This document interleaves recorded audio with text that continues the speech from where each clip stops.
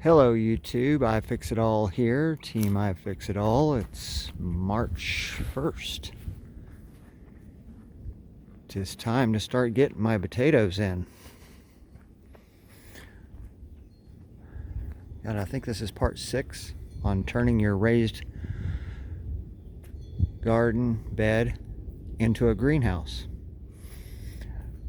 Alright, so my lights are on. The changes I've made since we last talked was I added some sealer all the way around, so when the lid's down there's a better seal. The lights kicked on right around 66 degrees right now. The thermometer is saying 666. I don't know if you can get that or not. Anyway, the lamps are kicking on and I'm waiting for them to go off. Thought I'd do a video. I took care of, I did spray adhesive on the plastic and then laid this inexpensive foam on it and stuck it to it on the underside. So when this is opened up, that still makes a seal along the back side. It's probably sealing up 95%. This outer perimeter, which was a suggestion from my son, I've got that under here as well. Take a look. See what I got going on there. And then down here, I raked out all the leaves and I created a dam down here to keep heat in.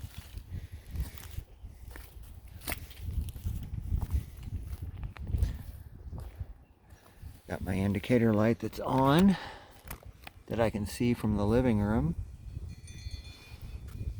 to tell me if it's the thermostat's kicked on or off, but apparently these things glow so much light I'll probably get illumination. Also, this cover was down all day, which is the first day that I had, except for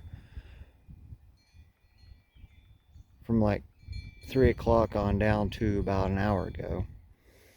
The cover was down so that I can create something called a sand battery, which is like, with this lid down, it's going to heat the soil. That's a lot of material to heat up. And that's now got me to a rock solid 60 degrees, maybe 61. So the energy stored inside the bed with the lid down during the nighttime hours the energy stored from the daytime hours, the heat that's stored down in that dirt, will help get me through the nighttime hours.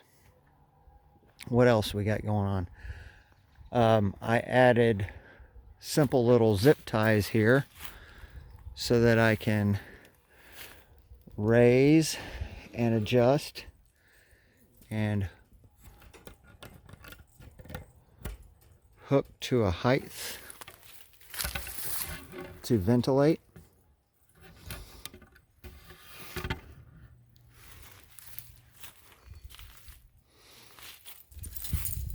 Let's say I want to let some air out. Let's say it's cooking too hot in there. I've got 1, 2, 3, 4, and then 5 different levels.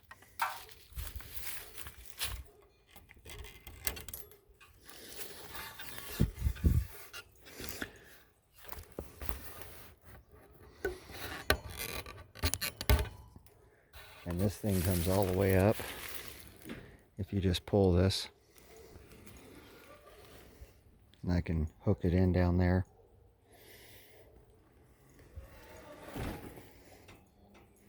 Everything's adjusted in such a way to where it's sealed up. I have a few little conflicts here, but no problem.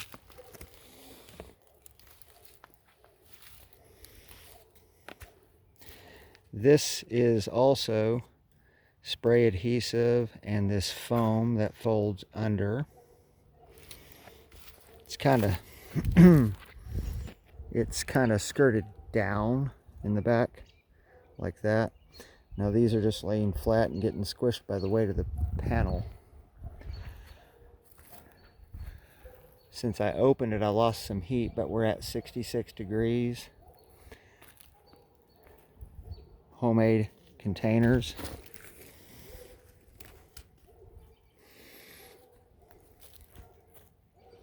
Those are cookie containers that are louvered on the side.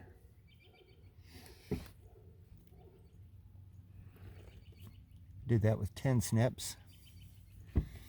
That's the rubber coming out is a spark plug wire boot for the wires to enter the can, and then they transition to a porcelain light bulb socket.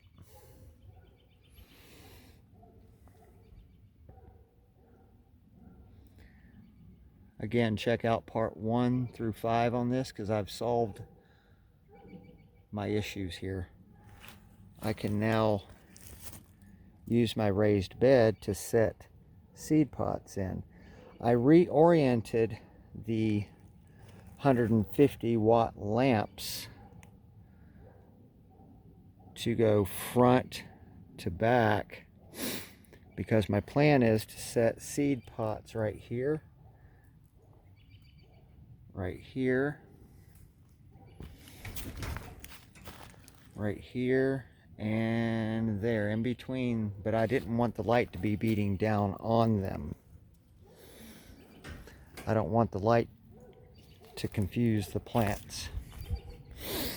The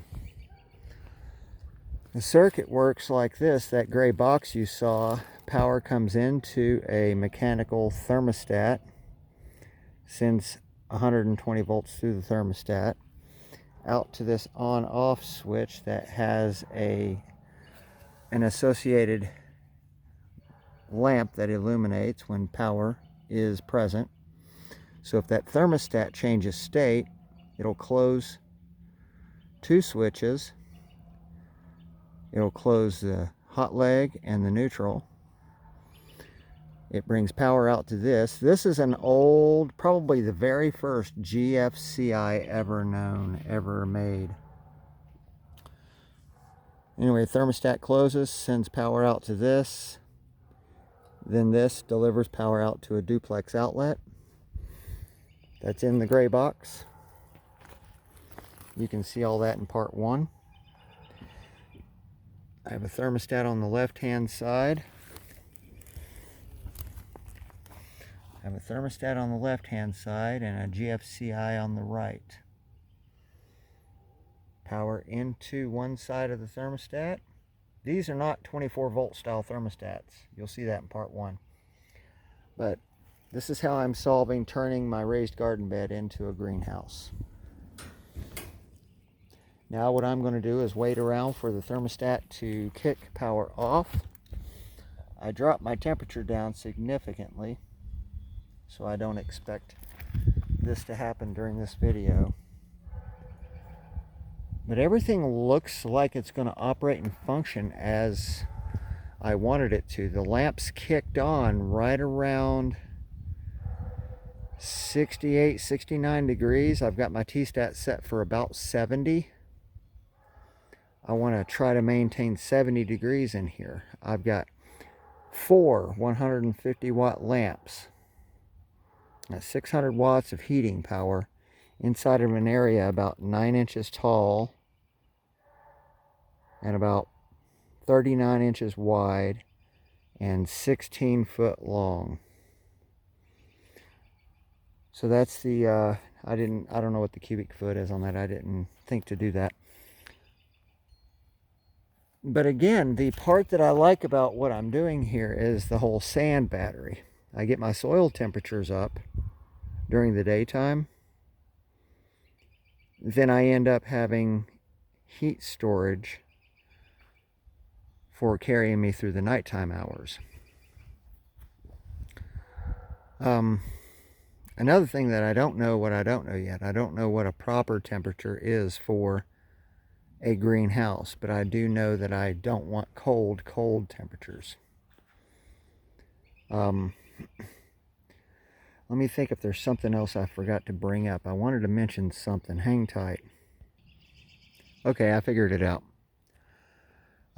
The other struggles in the past videos was getting a heat source in here that I could design that was capable of having enough headroom designed into it to produce heat, meaning I need to maintain a certain temperature, but the variable is our weather.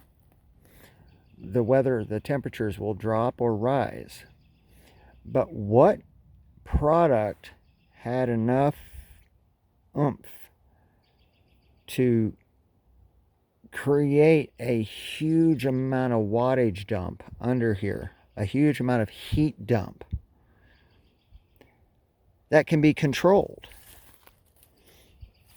That can be controlled right in a box that says, okay, it's 10 degrees outside. I'm giving you 600 watts. And we're probably going to be on for a long time to keep that temperature up. Or headroom. What I mean, it's kind of like horsepower. I was dabbling around with things like heating pads and heat cord and heat cable for water pipes, and trying to think of things that I could think of that would produce excessive wattage. Because I know that my thermostat will turn off and on the items in here. But I needed to make sure that whatever I had enough kick to it to produce more wattage than I need. Because in those times when the outside temperatures get really low, I'm going to need that to keep that ambient air temperature up to a reasonable level, not to kill my plants off. And there's one more thing. Hang tight. Okay, so I'm not a greenhouse expert. I've never had one. I've never managed one. I've never maintained one. I don't know what I don't know. But an interesting little tidbit here that I noticed. If it is a cloudy day outside and the temperatures are chilly, just the act of the sun moving through the sky behind those clouds will still warm up a greenhouse. I didn't expect to see the results I was seeing, but with no sun and 50 degrees outside, I'm in the 70s in here. With no sun, complete cloud cover, but I'm like 71, 72 during the daytime with no sun, but it can be 10 o'clock in the morning, or I don't care what time of the day it is, as long as the sun is up. We're not talking about sundown hours. So I found that really interesting, that how easy it is to produce heat in a system like this. And so I'm sure I'm talking about things people already know as far as greenhouses are concerned. But this is where I plan to start my seedlings.